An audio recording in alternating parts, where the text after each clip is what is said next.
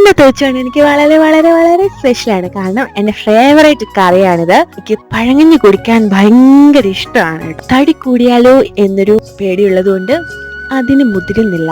ചൂട് ചോറാണ് കേട്ടോ. ചോറിലേക്ക് തലേന്നത്തെ നല്ല ദാലിയറി നമ്മുടെ സ്പെഷ്യൽ കറിയാണേ.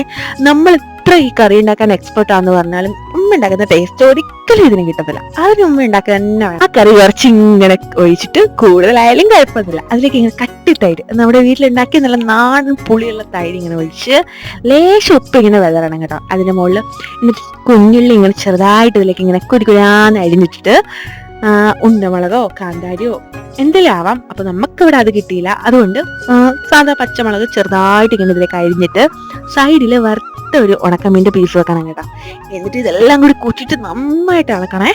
ഇളക്കി കഴിഞ്ഞിട്ട് ആ ഉണക്കമീൻ്റെ ഒരു പീസ് ഇങ്ങനെ പൊട്ടിച്ചെടുത്ത് ഇതുമായിട്ട് ഇങ്ങനെ കൂട്ടി കഴിക്കുമ്പോൾ ആഹാ